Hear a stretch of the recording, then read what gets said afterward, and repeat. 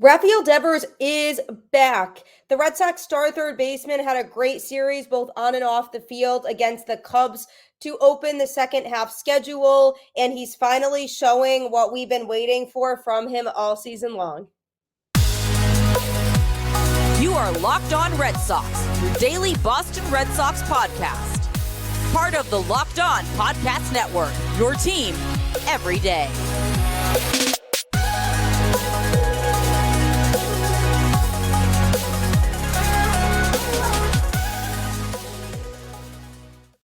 Hello and welcome to Locked On Red Sox, your Monday through Friday Boston Red Sox podcast. I'm your host, Gabby, former ESPN social media associate and current host of the Boston Balling podcast, here to bring you all things Boston Red Sox Monday through Friday, part of the Locked On Podcast Network, your team every day.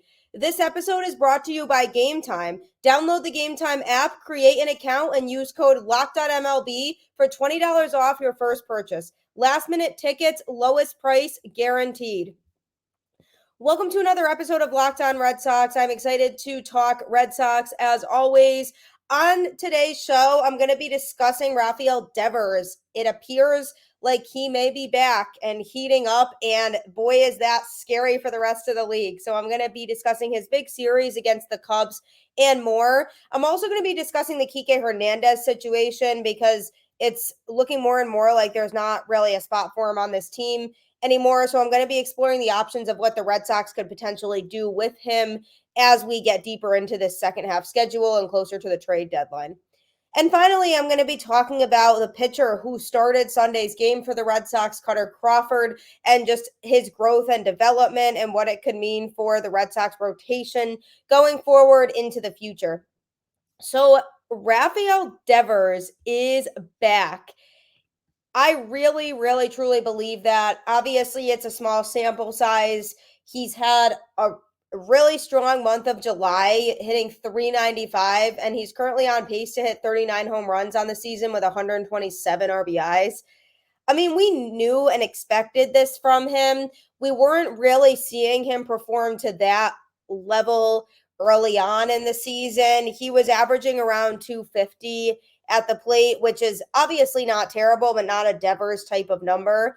In the series versus the Cubs, it was a huge series for him, 3 home runs total. He had a 2 home run game on Friday night, which was fun. He went 1 for 4 on Saturday with a double and 2 for 4 with a double and a home run on Sunday. So he was really mashing in the series against the Cubs. He does enjoy hitting in interleague games. Against interleague pitching matchups since 2020, he has the most doubles with 29, most RBIs with 77, most home runs with 25, and most hits with 104 among American League batters. So he really enjoys hitting against National League pitchers, which is definitely a factor in this. He obviously likes Wrigley Field and looked really good in the series over the weekend. One of the things I will say is it really, really seems like he's getting that Devers confidence back that might have seemed to lack for a little bit. I do firmly believe there was a lot of pressure on him going into the season due to the fact that he just signed a long-term contract with the Red Sox. And he probably was feeling all kinds of emotions when it came to that and pressure to have to perform. So that's obviously a tough situation for a player to be in because, like I always say, there are players or there are people before athletes. So being able to consider his emotions is important. But the Red Sox are in crunch time now. They're really, really trying to show the front office that they can be buyers at the deadline and build around what they have to create a team that can really fight for a contending spot in the postseason. They're 2 games back currently of the last American League wildcard spot. Houston, unfortunately, won on Sunday Night Baseball, so that was not ideal because I was hoping the Angels would pull it out. But anywho, the Red Sox are very, very much in the mix still.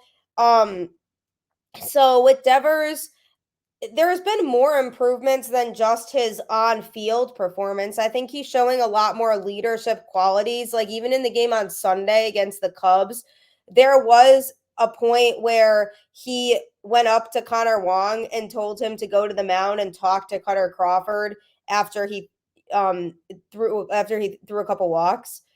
And that's a good leadership quality to have. You want somebody in the infield who's watching the pitching and catching on the outside looking in and is very much locked in on the game to be able to help guide you through those situations. And obviously, Connor Wong is still young and still learning certain things. So for Devers to step up and say that and say, hey, why don't you go out to the mound and calm him down a little bit and help him gain his control again, says a lot about Devers moving forward, because he will need to be a leader for this team going forward in the future, because he is the heart and soul of the team now. He is going to be here for a long time. So we want to see him really continue to develop those leadership qualities, because that's going to be super apparent going forward for the Red Sox. Another thing too is he also likes to lead by example. Like, he's doing a lot of what other players on the team are doing. Like, he stretched a single into a double on Sunday against the Cubs, which is something that Duran does all the time. We're so used to seeing Jarren Duran, because of how fast he is, race when he hits the ball and have the ability to turn it into a double when it originally could be a single for most people. So it's a good sign that Devers is really doing that and is really showing that he has the capability of hustling and really turning singles into doubles and just making the most out of his time on the bases. He really just appears to be playing with a lot more confidence. And he also, as we know, can really heat up at any time.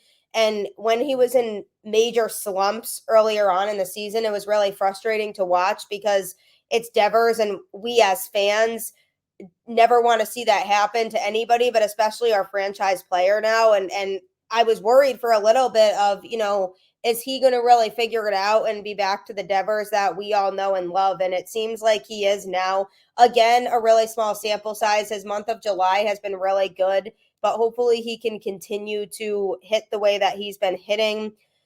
The Red Sox need it, because this is very much the time where every player needs to step up if they want to stay in that wild card contention. They're right in the mix with other teams. The fact that they've played really well overall against their division this season has put them in a great spot, and Devers is going to be the leader of that. And the other benefit to him turning it on and playing as well as he is right now is it'll really convince the front office that they made the right decision by signing him to that long-term contract, and that'll make them more inclined to continue to build the team around him in the future and get him that protection that he needs in the lineup. So as Chaim Bloom and the front office are looking to make changes to the roster, not only at this trade deadline, but just moving forward in general in the future, throughout the time that Devers has that contract, by him playing the way that he's playing and convincing them that, he's one of the best players in the world, is going to show them that,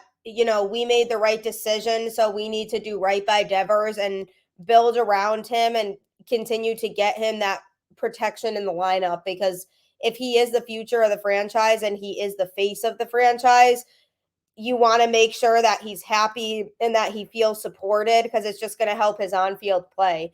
So his big series in Chicago was massive for the Red Sox. A lot of people were hitting, but Devers really stood out to me as a player who, in general, in the month of July so far, has really, really turned it up a notch from what he was doing prior to that this season. And obviously the All-Star break, you always wonder if that too much of a break might end up hurting a player and they might be rusty coming out of the break, but it doesn't appear so for Devers. So he just needs to keep his bat going, needs to remain confident, because he is the future of the franchise, and it'll only help solidify that with the front office and help them to make him feel good about his position on the lineup and get him the support that he needs to be able to continue to succeed.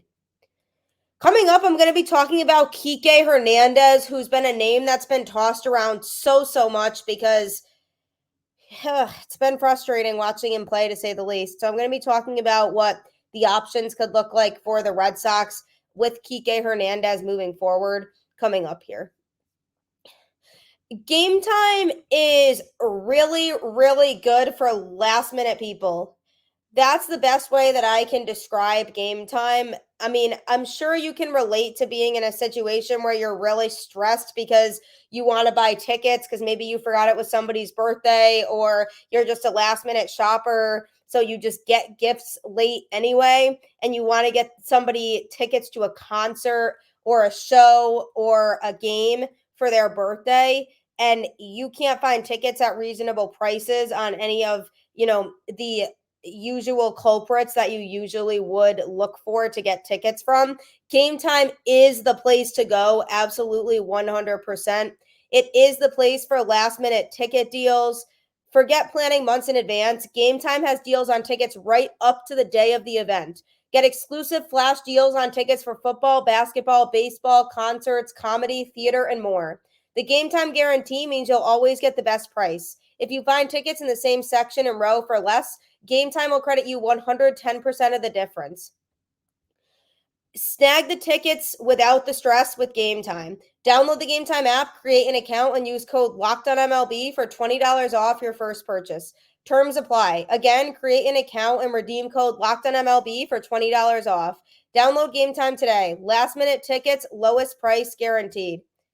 You will not be disappointed with Game Time. It really will hook you up and give you tickets that you want for any event that you can enjoy for a much more reasonable price. So check out the Game Time app, scan what's in your area, and find what you're looking for right there.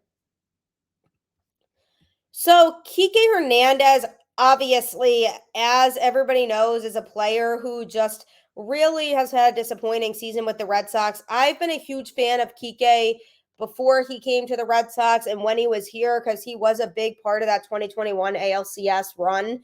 And this season just hasn't really figured it out. Things haven't been clicking for him. He's played primarily in center field and at shortstop. But obviously, the Red Sox did their best to try to accommodate for people who were injured at those respective positions and tried to load up on other talent, and then those players got injured. But the main reason I am bringing up Kiké right now is because Pablo Reyes is close to coming back and is expected to come back this week from his rehab assignment and, rejoin that shortstop rotation, which obviously Yu Chang has been a great defensive shortstop for this team and has started to hit a little bit better as of late too. But Pablo Reyes was playing really well before he went on the IL. So he'll be factored back into that shortstop mix, assumedly, when he comes back. The Red Sox are going to have to make a decision because somebody's going to have to go. And the options most likely are Kiké or Christian Arroyo. And Pablo Reyes, he is a player who can make an impact and can really bring an energy and spark to the offense. So I'd like to see him back on the active roster and make a move primarily with Kiké. The Red Sox trading Kiké at the deadline wouldn't have made a whole lot of sense anyway, because with his mediocre play this year and just poor play defensively, it would have been really, really hard for the Red Sox to move him because a lot of teams might not have wanted to bite and risk getting somebody like him when he has been struggling this season. So even if the Red Sox were to try to trade him, they probably wouldn't get much of a return on him. So trading him likely isn't the best option to go. I mean, so they could DFA him. They could bring Pablo Reyes back and DFA Kiké, and then if he goes unclaimed, then they could release him after that. But I do think he could potentially get claimed if he goes to the DFA route, because there are teams who might need a utility type of player who maybe has been struggling in Boston but could pick it up elsewhere and find that spark offensively that he hasn't really been able to find this season with the Red Sox. So maybe somebody else would pick him up, and because of his versatility defensively, knowing how to play multiple positions, that could serve a team well. So I do think there's a good chance he'd get picked up by somebody if they DFA'd him. And he's a good clubhouse guy. I think he's a great leader for the Red Sox. I think he's just a great veteran talent to have here, but he has to be able to back that up with strong play. And unfortunately, he just hasn't been able to do that this season. So there's a lot of things that are up in the air with what could happen with him. There's just not really a spot for him on the roster anymore because even if you think about longer term with Story coming back, he very much could be out the door, very, very soon because where would they really play him? And obviously when it comes to the outfield, you have Verdugo and Yoshida and now Duran kind of as the primary outfielders. And with the way that Duran's been playing this season, particularly as of the last couple months, he should be playing a lot more. And I do think it'll allow the Red Sox to play him more and give him more experience against left-handed pitching because Cora kind of said that he doesn't want to play Duran a lot against lefties because his numbers are significantly worse against them. But I do think it could be smart for the Red Sox to play him in games against lefties, especially if it's a game where other guys might need rest. Let him practice against lefties because he's only going to improve if he continues to play. And can you imagine what we'd get from Duran if he can figure out how to hit left-handed pitching? Because then we're really getting the full package from the kid and you're really making the most out of what you developed him into. So hopefully he's able to play more. And I still think, that Duvall is going to be out the door at the trade deadline. I don't really see a scenario in which he stays because he was a rental to begin with when the Red Sox brought him on. And I think they could get decent return on him because he's had a pretty good season offensively overall. And he does know how to play defense. So by clearing him out, that does give Duran that extra space. And Ref Snyder really could be used as that fourth outfielder. He has been used a lot, especially against left-handed pitching this season because he hits lefties really well. And I like his defense. So he's totally fine to have as a fourth outfielder. So there really isn't a spot for Kiké anymore. The question becomes, would the clubhouse still have the same vibes without Kiké? So there would need to be other players who kind of keep the clubhouse momentum going, because I think from a momentum standpoint and keeping guys motivated and excited about the games that they're playing, Kiké is somebody who's been doing that. So I do see a little bit of a loss from that standpoint. But overall, it's time to part ways with Kiké because there's not really a scenario in which keeping him makes a whole lot of sense at this point. And I think if I'm the Red Sox, I'm looking at the way that Reyes played before he got injured and the way Kiké has been playing. And I'm saying Reyes is the more valuable player right now that I could feel confident keeping on the team and feel like he can contribute and give the Red Sox some valuable time and valuable innings defensively and offensively.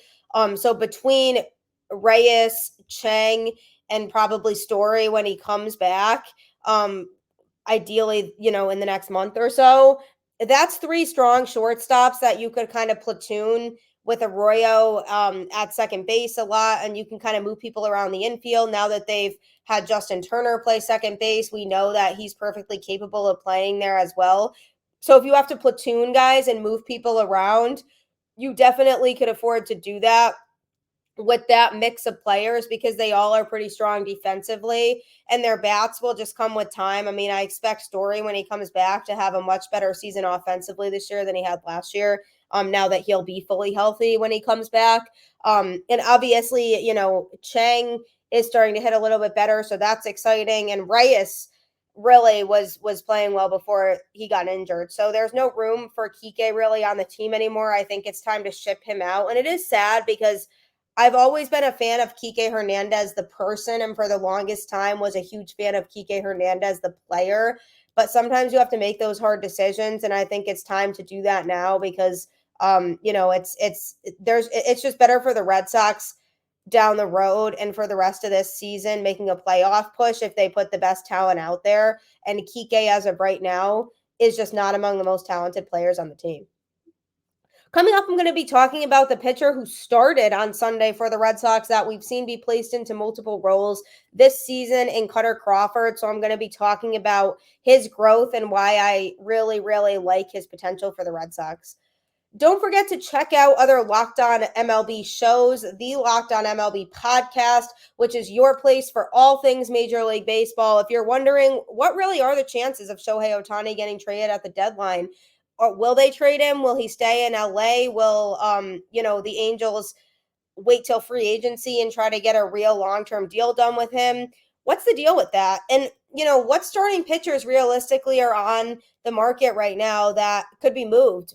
Who should the Red Sox look out for on the starting pitching market? I know I've given a couple names on the show that I could see being a potential, but overall, who should the Red Sox look into? The Locked on MLB podcast has you covered at Locked on MLB. Check out that show. And also, don't forget to follow Locked on Red Sox on your favorite podcast platform, your daily Monday through Friday podcast on the Boston Red Sox, and follow at LO_Red Sox on Twitter to continue the conversation, or follow me at Gabby Hurlbut10 on Twitter, and we will continue the conversation there as well as the Red Sox and myself and other night owls out there look to watch tonight's late game against Oakland. And then luckily tomorrow is a day game, so we can all be happy about that.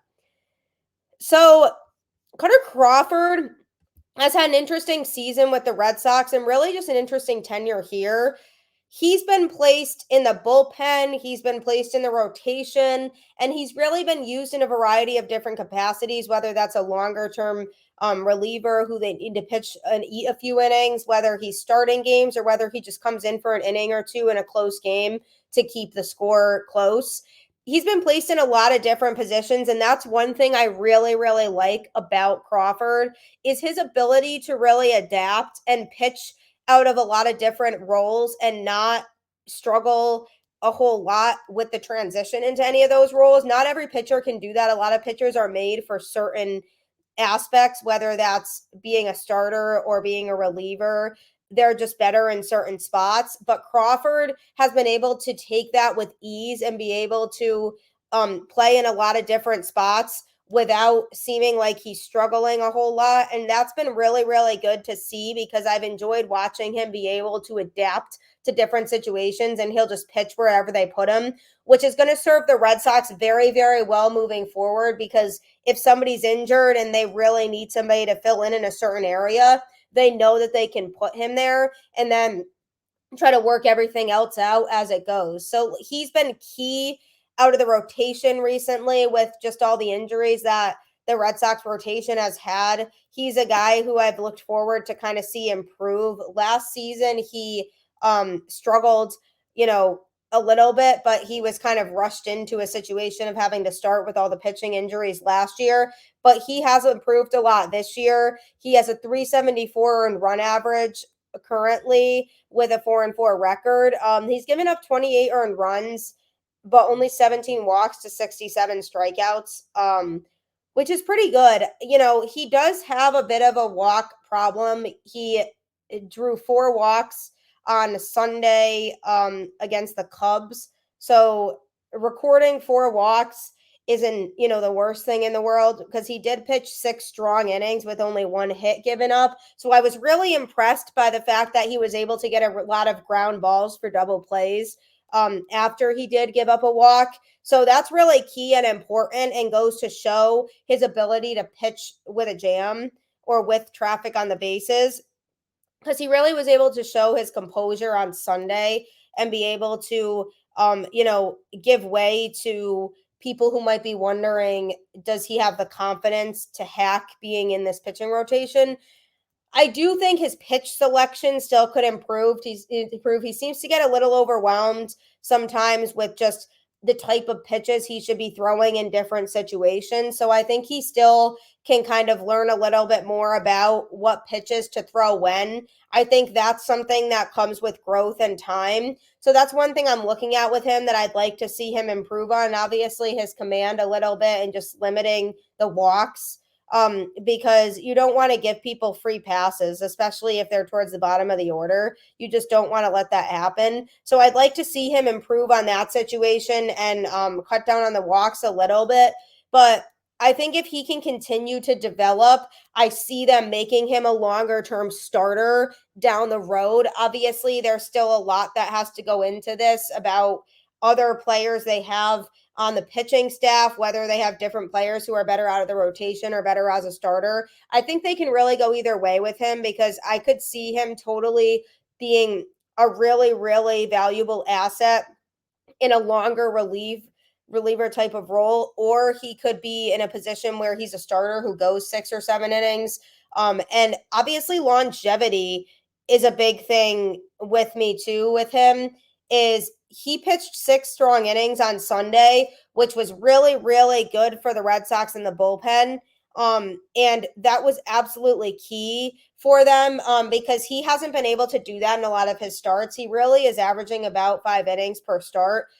Sometimes it's been 4. So that's the other thing too about limiting the walks is his pitch count does get up there early on in games sometimes. And I think with more of the development of his pitch selection and knowing what to throw when, and just being more confident in his control and able to kind of get himself situated early on in games, I think that longevity aspect will be able to still come. So I'd love to see him continue to pitch deep into games. I think his start on Sunday was so important for that growth and important for his development in terms of gaining the confidence to pitch deeper into a game, because he is that starter in the rotation that currently it's hard to feel like he can pitch more than 4 or 5 innings of really strong baseball. So the fact that he pitched 6 is a great step in the right direction. I hope he can keep that up, especially at this current moment when the Red Sox are throwing bullpen games as much as they are. They're going to need him to have that longevity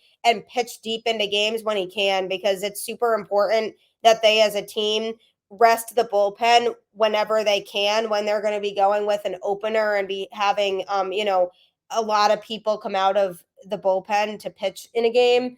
So when you have a real starter on the mound that you're expecting to go deeper into the game, those guys have to show up and perform and really do that. And even, on Saturday, we saw James Paxton only last 3 innings. There was just a mess on the base paths, and he didn't really have it that day. Obviously, there were other fielding mistakes that prevented him from going further, but that's a conversation for another day. But that's a tough look. You can't have a starter only pitching 3 innings when the bullpen is being so used right now, and the games where there's primarily a bullpen game, and then also when they're coming in that type of game and they have to pitch a good portion of it.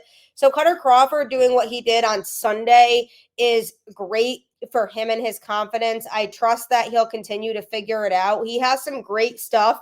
I just would like to see him really, really start to thrive when it comes to that judgment of his pitch selection and not feeling overwhelmed with just that idea of having so many options to choose from and not knowing what to pick. It's actually a good problem to have, because it's actually a worse problem if he doesn't have enough good pitches to choose from. But I do think he's done a good job of establishing a lot of his pitches. It's just a matter of locating them correctly and accurately, and being more concise at the plate or on the mound, so that he can strike out more hitters and just cut down his pitch count a lot more.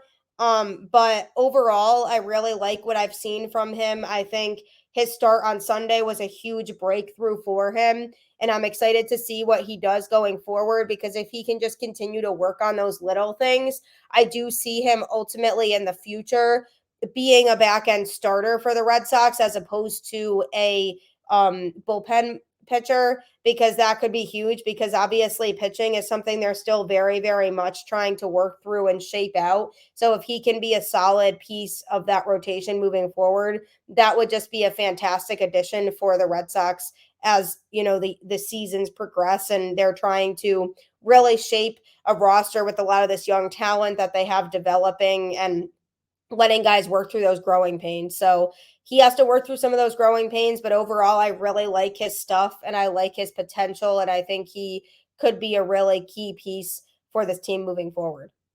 Thank you, as always, for tuning in to Locked On Red Sox. I always enjoy going through and talking about all these different things, and I could talk about it all day. So if you want to continue the conversation, definitely hit me up on social media or comment on YouTube, and we can go back and forth and talk about who the Red Sox might sign at the trade deadline. Who would you like to see them sign if they sign a pitcher? Let me know in the comments. Take care. I will catch you on the flip side. Enjoy the rest of your day.